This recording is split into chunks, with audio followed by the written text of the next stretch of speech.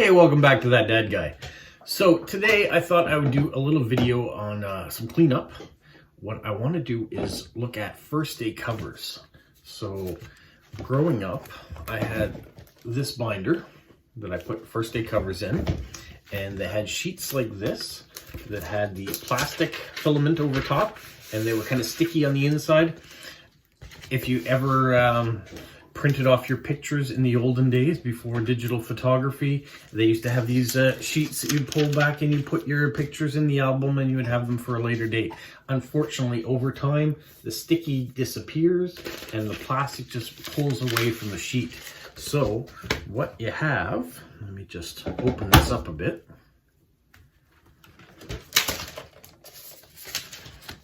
You have your first day covers in there, and they just start to fall because there's no gum or no adhesive to try to hold them in place anymore.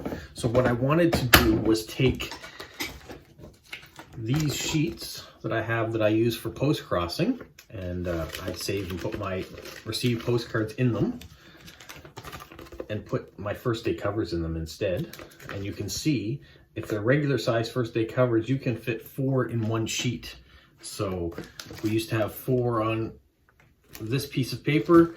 Now we're gonna eliminate that and put it in here, and it'll be clear on either side, which I think will be better. And you'll see it is a smaller size too, so it's gonna take up less space. And because I'm doing that anyways, I might as well show you the first day covers. Some of you are interested in stamps. This is another way of collecting stamps. Tells more of a story. You get a image that talks about the stamp itself to the side here. This one here, honoring the Iroquois Indians. There are the stamps that coincide with it. You get the cancellation mark that coincides with it too. These are things you can pick up at your post office. Whenever a new stamp comes out, they usually issue a first day cover as well. So very collectible. As far as value, I don't think there's a lot of value in first day covers. You can probably go to Kijiji or a swap meet or antique stores and buy boxes and boxes of them. I know Jilly has found them at some of her thrift shops when she goes, and it's just a nice thing to have. So if you're a stamp collector, it's nice to have the story that goes along with it. So I'll flip the camera around. You can see as I go through and see some of the stamps. How's that sound?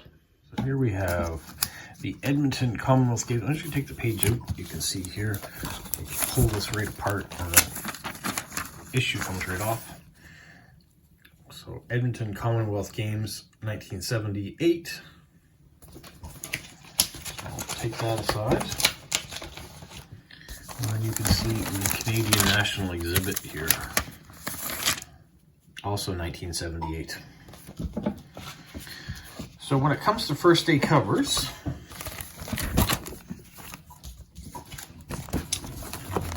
I collected some and got them when they first came out, or came across some. My sister Janet collected some early on in the days. Not very many though. She got into the original stamp albums, ones I showed you before. She did like the 1982, those early ones. She did a couple of those. But first day covers was mostly me. Put that aside.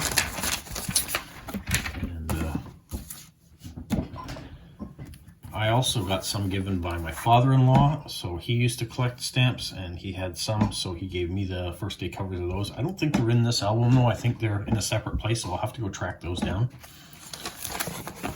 Now this first day cover is big. It is not going to fit in a sheet like this. What I will do though, and do have, is a plastic sheet. Take this out.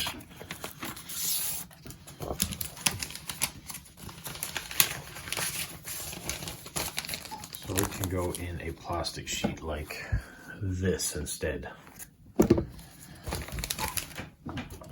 Flip on the back, we have the train series. So I'm going to put those in separately.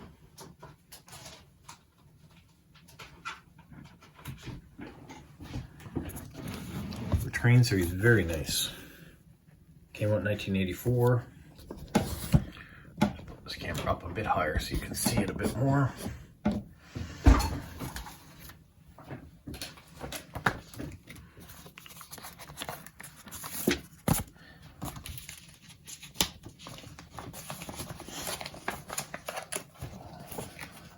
problem I'm going to have with those ones, you can see they're slightly larger than what I want to put them in.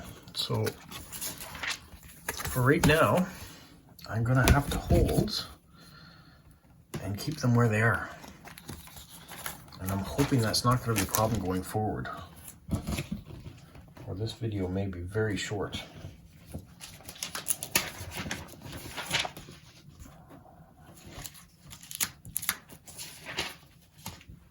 I'm gonna have to find something bigger because that is gonna be the problem. The standard size first day cover changed. So what I'm gonna do, I'll lock that back up in place. Let's just show you some first day covers here because I'm gonna have to find a better option for what I'm doing. These ones are really nice. Really like those stamps.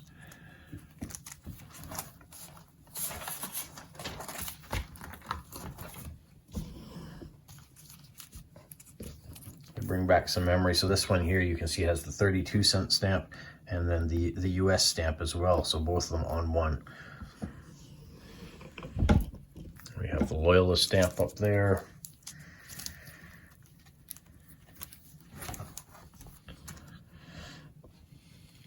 So sometimes I got separate ones so you could get the 4 stamps, and sometimes you could get them individually too.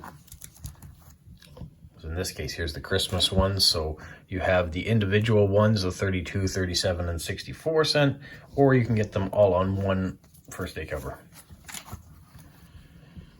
The same thing happened here, and that's what I tended to do early on. If they came out, I wanted every different kind that they had.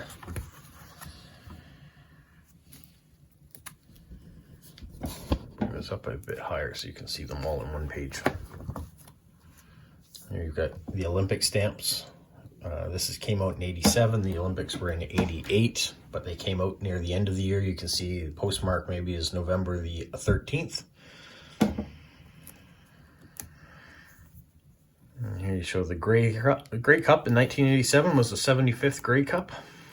So now we're over into the hundreds. Some more Christmas stamps. The Animal series. Once again, you've got the Olympic stamps here. You got 4 of them all on one. And that was 88, so that came out in February 12th, so when the games were underway. You can see the block of all 4, the exact same thing. You got the curling. You got the figure skating stamp. I'm gonna have to try to find that stamp for Merja because she collects, she loves figure skating, and so that's a figure skating stamp. So we'll see if I can track that down. And then here are some first day issues from Russia that were sent to my father. So he's put them in the book. There's one from Czechoslovakia. First day cover from Denmark. And then just some stamps that never been used from Monaco. Honolulu, so Hawaii one.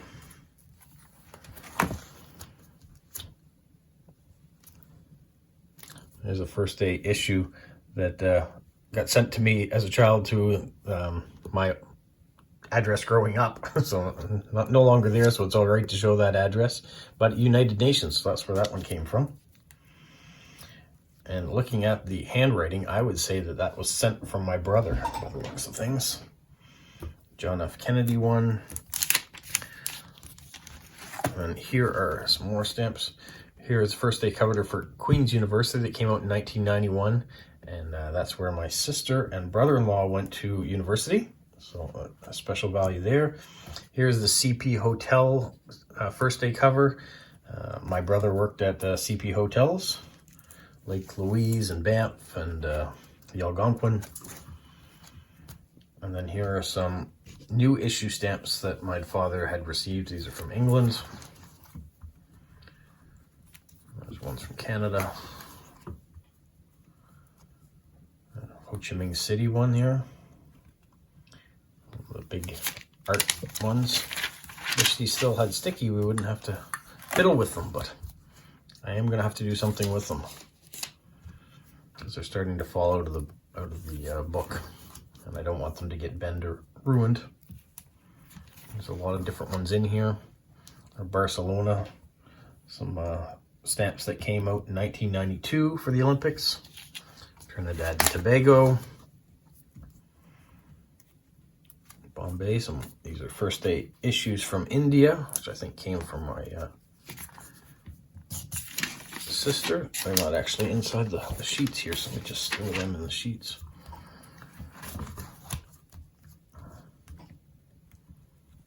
There's a nice old one, 1948.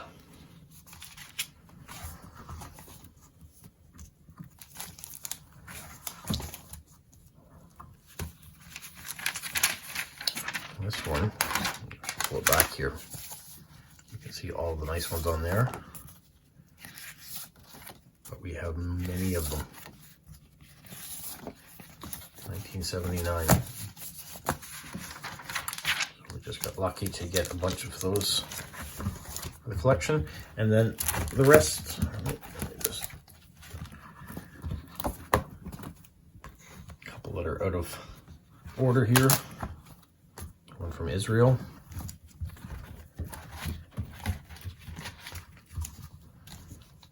And these ones were nice too, the mint ones that came out. We bought the packages when I was younger for those ones. And I think a sheet of just old stamps that got stuck in place. That will do it for that. So I'm gonna have to find a better means for sorting these out. I can take the ones that I do have because they were smaller, and I'll just add those to the binder. But I'm gonna go on Amazon and see if I can find some other protective covers. Get it closed back up, that will fit those larger sizes. So these protective covers, in case you guys are looking for it, are these, the 5x7 sleeves. They're great for regular post-crossing. So that's what I use for that. But I'm gonna have to find something that's just slightly larger than a 5x7. Something that is 8x11. So this is the bigger sheet that would hold a regular size piece of paper, but your first day covers would fall into each other if you put two of them in here. It's great for one, but not so great if you had two different ones. So I want to find one that has a divide in between. Hopefully I can. Anyways, let's flip this back around.